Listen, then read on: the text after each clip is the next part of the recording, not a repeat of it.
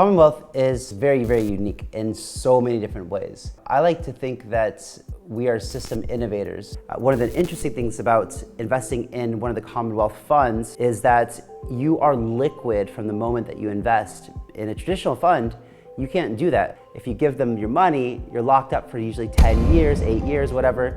In Commonwealth, when you deposit into one of the funds, you're actually getting a receipt in the form of a NFT. These things can be sold on the secondary market at any given time. This is actually groundbreaking, right? You cannot do this in legacy funds. I think it's one of the first projects, certainly that I can think of, that is focused on two major audiences. One is the crypto natives, the people who will be participating in the DAO. They like tokens, they know about them, they want to hold a lot of them. And then there is a completely other audience. I'm talking about your average housewife or your average person who has a 9-to-5 job.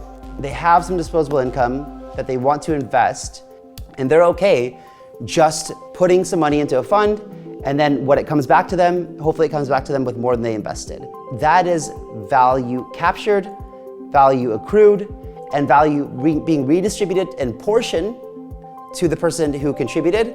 But also, there's some of that value that's been captured goes back into the DAO and benefits everyone who's involved. That is really important and quite unique about Commonwealth. I think we're special for a couple of reasons.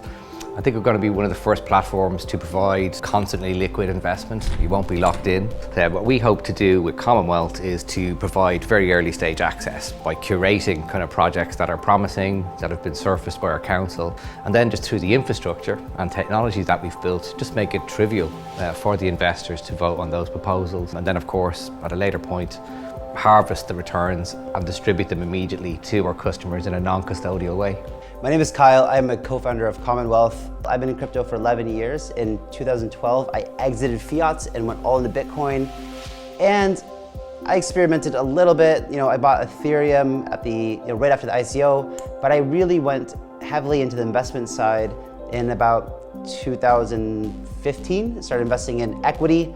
Even though I've got investments in things like Coinbase and Kraken and Ripple, Securitize, those, believe it or not, are definitely not my best investments. These are equity investments, and equity investments, take a very long time to pan out, and maybe they don't pan out at all. Hey, I'm John Woolley. I'm one of the founding partners of Metaverse Capital. I've been in crypto since 2016. I would like to call myself a bit of an NFT specialist, and I like to look at a good white paper.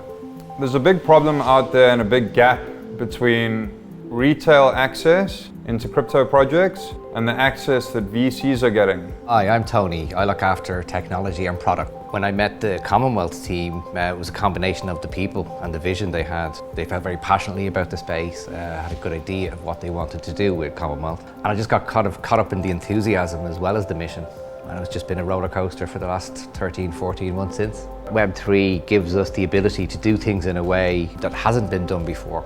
Literally, fundamentally built into its architecture is that piece of ownership and self-sovereignty. The decentralized nature of the protocol makes it very robust and resilient. And it works to everyone's benefit in the sense that at no point does Commonwealth need to hold anyone else's funds, neither the investors nor the projects. The entire thing is done in an automated fashion through smart contracts, meaning it's distributed, decentralized, no one can tamper with it, and the funds are distributed immediately back to the investors. So my name's Tim McCann. I'm the acting COO of Commonwealth. I come from about 12 years in organizational development, mainly with Doctors Without Borders.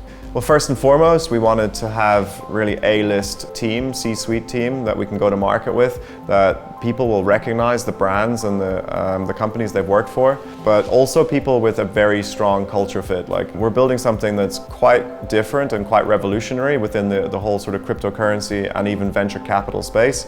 So it's important for us that people have that kind of drive and motivation to see things done differently. Either they've been a little bit frustrated with the way the current system works, or they have a distinct kind of passion for decentralization and also opening up access to just everybody. It's not a social mission, but it's not far off.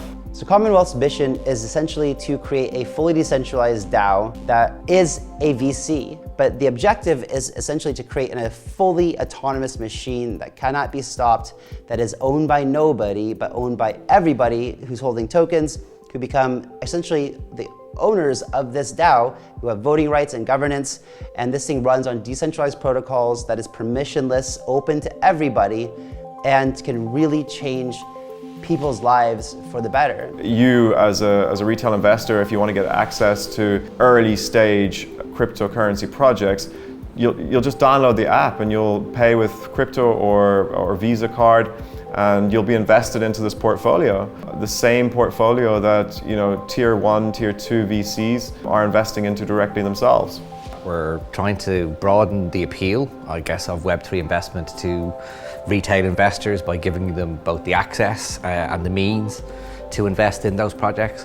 And in that sense, we're trying to help share the wealth. We see Commonwealth as a community investment platform where instead of the cream of the profits being taken off by general partners or kind of senior investors, it's distributed evenly across the board, proportionate to what you've invested in. So the democratization of those wealth creation opportunities is a big part of what we do. I think the best place to go is our Telegram. It's going to be opened up for two-way communication, so you can go on there and ask questions to the mods, and the team will get back to you, let you know about some of the interesting features. You can ask questions about the go-to-market, and also the Twitter is amazing. We're putting out really high-level content, thought-provoking pieces from Web3 specifically, but also venture capital, talking about the issues and the problems that Commonwealth's going to solve.